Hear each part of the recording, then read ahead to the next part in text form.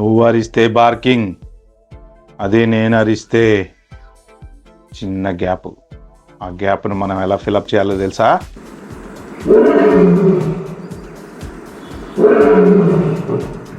Roaring. అది. Hi friends, welcome to Reel Connect YouTube channel. So Daaku Maharaj. So ఎట్టకేలకి డాకు మహారాజ్ వచ్చేసింది. నిన్న ఈవినింగ్ నేను ఆ సినిమా చూడడానికి వెళ్ళాను లండన్ వెంబ్లీ సినీ వరల్డ్లో. సో ఎందుకంటే సినిమా రివ్యూ చెప్పాలంటే చూడకుండా చెప్పడం కూడా కరెక్ట్ కాదు, ఎందుకంటే చాలామంది రివ్యూలు చెప్పేస్తున్నారు, చూడకుండానే టక్క ఏదో వచ్చినట్టు చెప్పేస్తున్నారు. సో అందుకని చెప్పి నేను సినిమాకి వెళ్ళాను. ఒకసారి ఈ వీడియో చూడండి. డాకు మహారాజ్ సినిమాకి వచ్చాం మేము. సో స్క్రీన్ 5లోకి వెళ్తున్నాం అనమాట. Screen 5 we're going to Daaku Maharaaj Jai Balayya movie వచ్చేసింది. స్క్రీన్ 5.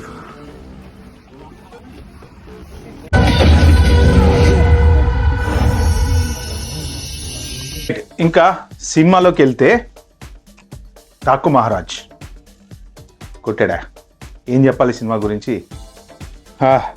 బాబీ నెగిటివ్ అనుకుంటున్నారా?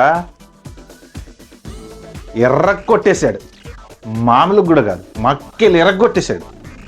సినిమా హిట్ కొట్టేశాడు, అద్దరింది. ఎందుకంటే ఈ సినిమాలో యాక్చువల్గా దాదాపుగా పాజిటివ్ పాయింట్సే ఎక్కువ కనబడుతున్నాయి.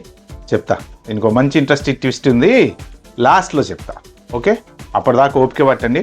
మధ్యలో ఫట్మని వెళ్ళిపోతే మాత్రం మీరు ఇంట్రెస్టింగ్ ట్విస్ట్ అయితే మిస్ అయిపోతారు, నేను చెప్తున్నా. ఓకే, ఇక మనం రివ్యూలోకి అయితే పోదాము. డాకు మహారాజ్ చాలా బాగుంది. స్టార్టింగ్ విత్ నాన్న జీ క్యారెక్టర్ తోటి అసలు ఓపెనింగ్ షాట్లోనే పాప ఆ డైలాగ్ తోటి బాలకృష్ణ ఎంట్రీ ఉంటుంది. ఏదన్నా జై బాలయ్య అంటే జై బాలయ్య అని ప్రూవ్ చేసింది. ఫైరు తర్వాత హీటు కోసం ఫైరు, బాడీలో హీటు కోసం మందు. ఆ డైలాగు నేను డైలాగ్ చెప్పను, ఎందుకంటే అది బాలయ్య చెప్తేనే కరెక్టు. సో మన సినిమా హాల్లో చూస్తేనే కరెక్ట్. మనం ఇట్లా డైలాగులు చెప్పుకుంటే బాగుండదు. ఎక్కువ డైలాగులు లేకుండా, అంటే ఇక్కడ డైరెక్టర్ బాబీ గొప్పతనం ఏంటంటే అసలు బాలకృష్ణ, నందమూరి బాలకృష్ణ అనేటువంటి ఒక గొప్ప నటుణ్ణి ఎలా వాడుకోవాలి అని ఎక్స్ట్రాడినరీ థింకింగ్ చేసి సక్సెస్ అయ్యాడు బ్రదర్. ఆ విషయంలో మాత్రం 100% క్రెడిట్ పర్ఫెక్ట్ గోస్ టు బాబీకే. డైలాగులు తక్కువ పెట్టి యాక్షన్ సీన్లతోటి జనాల్ని ఇంప్రెస్, బేసిక్గా కంప్లీట్ స్క్రీన్ ప్లే మీద ఇంప్రెస్ చేస్తూ సూపర్. అంటే ఒక సీన్ తర్వాత ఒకటి, అంటే నానాజీ వచ్చిన దగ్గర కొంచెం ఆ ఎమోషనల్ అటాచ్మెంట్ అయితే బాలకృష్ణకి ఆ పాపకి ఉండే సీన్ ఏదైతే ఉంటుందో అది సూపర్ ఎక్స్ట్రాడినరీగా ఉంది. అక్కడి నుంచి అసలు బాలకృష్ణ రావడం ఏంది, వీళ్ళతోటి గొడవ పెట్టుకోవటం ఏంది, అసలు ఈ పాపకి అంటే మనలో ఒక థాట్ అనేది మొదలైపోతుంది, ఈ పాపకి బాలకృష్ణకి ఏదో సంబంధం ఉంటుంది. జనరల్గా అక్కడున్న ఎమోషనల్ కనెక్షన్స్ ప్రకారం మనం కూతురు అనుకుంటాం, ఇంకోటి అనుకుంటాం, రకరకాల ఐడియాస్ వస్తూ ఉంటాయి. బట్ చివరికి మన ఐడియాస్ అన్నిటినీ ఒక్క తొంగలో దొక్కినట్టు బాబీ మంచి ట్విస్ట్ ఇస్తాడు. అది మాత్రం మీరు థియేటర్లో చూడాల్సింది. స్టోరీ మనం చెప్పుకోకూడదు. ఇలాంటి ఎక్స్ట్రాడినరీ మూవీస్కి మనం సినిమా గురించి మాట్లాడుకోవాలి కానీ స్టోరీని రివీల్ చేసుకోకూడదు. బట్ బాలకృష్ణ ఇక్కడ 3 డిఫరెంట్ క్యారెక్టర్స్లో అయితే కనపడ్డాడు. ఇదైతే అందరు చెప్పేశారు, నేను స్పెషల్గా చెప్పాల్సిందేం లేదు. ఒకటి నానాజీ, ఇంకోటి వచ్చేసి మన సీతారాం అని యంగ్ అండ్ డైనమిక్ టైప్లో కనపడ్డాడు. నెక్స్ట్ వచ్చేసి డాకు మహారాజ్. ఈ 3 క్యారెక్టర్స్ పర్ఫెక్ట్గా బాలకృష్ణకి అయితే సూట్ అయినాయి, దాంట్లో డౌట్ అయితే లేదు. ఎందుకంటే అఖండ చూస్తున్న ఫీలింగ్ వచ్చి నాకైతే, ఎందుకంటే బాలకృష్ణ రేంజ్కి తగ్గ మూవీ ఇది. స్టోరీ ఎందుకంటే ఈ పిచ్చి ఎక్కువైపోయింది. అంటే హీరోలు, అంత ఏజ్ వచ్చిన హీరోలు చిన్న పిల్లల్ని హీరోయిన్గా పెట్టుకొని చేసే కొన్ని సినిమాలు ఉంటాయి చూసారు. అట్లాంటి సినిమాలు చూస్తే అసలు నిజంగా ఈ హీరో ఈయన ఏ క్యారెక్టర్ చేయాలి, ఏం క్యారెక్టర్ చేయకూడదు అనిపిస్తుంటుంది. కానీ డాకు మహారాజ్ మాత్రం పాలే వండర్ఫుల్ సెలెక్షన్. అఖండ కానీ డాకు మహారాజ్ కానీ, సో మన రీసెంట్గా వచ్చిన అనిల్ రావిపూడి సినిమా కానీ, బాలకృష్ణ గారి సెలెక్షన్ మాత్రం వండర్ఫుల్. ఈ సినిమా చాలా బాగుంది. మెయిన్ ఎక్కడికక్కడ ఎలివేషన్సే, సొల్లు డైలాగులతో టైంపాస్ చేయలే బాబీ. కట్టు కట్ కట్టు కట్ కట్టు కట్ సినిమా అసలు ఓపెనింగ్ సీన్లోనే అలా కార్లోంచి బాలయ్య రావటం, సిగరెట్ వెలిగించుకోవటం, ఆ elevation elevation elevation elevation. Cinema మొత్తం కూడా ఎక్కడ చూసినా మనకి జైలర్ చూస్తుంటే ఏ ఫీలింగ్ అయితే వస్తుందో అదే ఎలివేషన్ ఫీలింగ్స్ దీంట్లో తెప్పించాడు. ఇది 100% ప్యూర్లీ ఆయన బాలయ్య బాబు యాక్టింగ్ని ఈ రేంజ్లో చూపెట్టాడు అంటే బాబీ గ్రేట్, చాలా గ్రేట్. ఎందుకంటే మధ్యలో ఆయన కూడా కనపడతాడు ఒక పాటలు, డ్యాన్స్లో.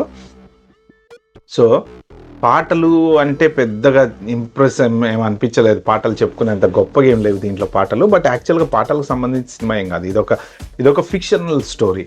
ఆ ఫిక్షనల్ స్టోరీని ఎలా తీసుకొచ్చాడు కథ. సెకండ్ హాఫ్కి వచ్చిన తర్వాత కొంచెం ఎందుకో డల్ అనిపిస్తుంది కొద్దిగా, ఆ సేమ్ రొటీన్గా అదే అదే అదే అదే అక్కడక్కడే మూసలాగా తిరిగినట్టు అనిపించింది. కానీ బట్ ఓవరాల్గా స్టిల్ కొంచెం జనాలను అయితే గట్టిగా సీట్లో కట్టేసి కూర్చోబెట్టాడు.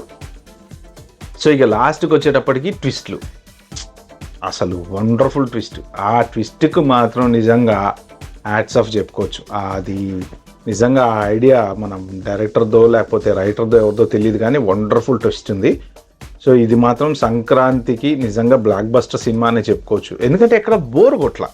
సెకండ్ హాఫ్లో ఆ చిన్న 40 minutes కొంచెం కథ, ఇది డాకు మహారాజ్ కథ నడిచేటప్పుడు కొద్దిగా బోర్ అనిపిస్తుంది. కానీ బట్ అదర్ దాన్ దట్ మనకి ఆ ట్విస్ట్ల మీద ట్విస్ట్లు, ఒక 2-3 ట్విస్ట్లు వస్తుంటాయి క్లైమాక్స్లో, అదే మన సెకండ్ హాఫ్లో.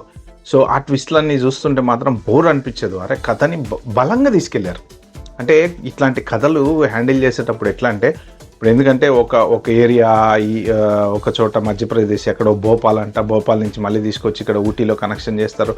సో 2 ఏరియాలని కనెక్ట్ చేస్తూ 2-3 క్యారెక్టర్లను కనెక్ట్ చేస్తూ ప్లస్ అంటే ఈ టైప్ స్టోరీలు ఎలా ఉంటాయంటే ఒక భాష లాగా, ఇప్పుడు భాష చుట్టూ వాళ్ళు ఉంటుంటారు చూసారా, ఆ టైప్లో దీనికి కూడా చుట్టూ కొంతమంది ఉండడము, అలా ఆ కనెక్షన్ని తీసుకురావటము. అంటే బాలకృష్ణ ఒక పవర్ఫుల్ అని చెప్పటము, ఆ పవర్ఫుల్ దానికి కనుక పవర్ఫుల్ బ్యాక్గ్రౌండ్ గురించి చెప్పడము, మంచి పర్ఫెక్ట్ టైమింగ్లో పర్ఫెక్ట్ సీక్వెన్స్లో వెళ్ళిపోయినాయి సీన్స్ అన్నీ. ఎక్కడ కూడా అరే ఈ సీన్ వేస్ట్ అని అనిపించలే. పాటలు ఒక్కటి పక్కన పెట్టండి, పాటల మీద పెద్ద మన ఫోకస్ ఏం చేయొద్దు, కానీ అన్ని సీన్స్ పర్ఫెక్ట్గా ఉన్నాయి. సో వండర్ఫుల్ మూవీ ఇది. బ్యాక్గ్రౌండ్ మ్యూజిక్ మాత్రం బొమ్మ దత్తరిల్లింది, మైకులు బాక్సులు పగిలిపోయినాయి. నిజంగా సూపర్ ఎక్స్ట్రాడినరీ మ్యూజిక్ ఇచ్చాడు తమను. ఆ చిన్న కాపీలు అవన్నీ మనం పక్కన పెట్టేద్దాం, పట్టించుకోకూడదు. ఎందుకంటే 100% ఎవరు పర్ఫెక్ట్ ఇవ్వాలి, రేపు పర్ఫెక్ట్ కాదు. బట్ ఓవరాల్ బ్యాక్గ్రౌండ్ మ్యూజిక్ మాత్రం అసలు నిజంగా బాలకృష్ణ ఎలివేషన్స్కి తమన్ బ్యాక్గ్రౌండ్ మ్యూజిక్కి మామూలుగా లేదు. ఆ మ్యూజిక్ చూస్తుంటే బాలకృష్ణ అలా కార్లోంచి దిగుతున్నప్పుడు కానీ, లాస్ట్లో కత్తి తీసుకొని ఇలా లేపినప్పుడు కానీ, ఆ స్టోరీ అయితే నేను చెప్పను, మీరు సినిమాలో చూడాల్సింది, 100% చూడాల్సింది. స్టోరీ చెప్పకూడదు ఇది, ఎందుకంటే మజా పోతుంది. సో ఆ బ్యాక్గ్రౌండ్ మ్యూజిక్ మాత్రం దత్తరిల్లింది. నిజంగా థియేటర్లో బాక్సులు బద్దలైనాయి. కాకపోతే మాత్రం సీట్లు మధ్యలో బుక్ చేసుకోండి. మీరు ఆ చివర ఈ చివర బుక్ చేసుకోవచ్చు, ఎందుకంటే చెవులు కొంచెం చిల్లులు పడతాయి. స్పీకర్స్ బాగుంటే ఓకే. కొన్ని సినిమాలలో ఏంటంటే డబ్బాలో రాళ్ళేసినట్టు ఏవో స్పీకర్స్ పెట్టుంటారు, అవి మంచి కాదు. సో తమన్ మ్యూజిక్ అదిరిపోయింది, ఇక బాబీ డైరెక్షన్ అదిరిపోయింది.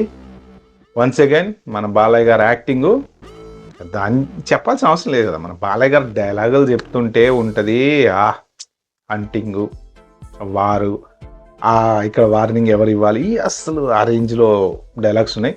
ఇంకొకటి నాకు ఎక్స్ట్రాడినరీగా ఈ బాబీ చేసిన గ్రేట్నెస్ ఏంటంటే, ఈ విషయంలో హీరోని ఎలివేషన్స్ తోటి హీరోలాగా పవర్ఫుల్గా చూపించాడు. కానీ చిల్లర డైలాగులు పెట్టి, టైం వేస్ట్ చేసి, సోలో లవ్ స్టోరీలు పెట్టి, 70 ఏళ్ళోడికి 20 ఏళ్ళ పిల్లతో ఒక లవ్ స్టోరీ పెడతారు సినిమాల్లో.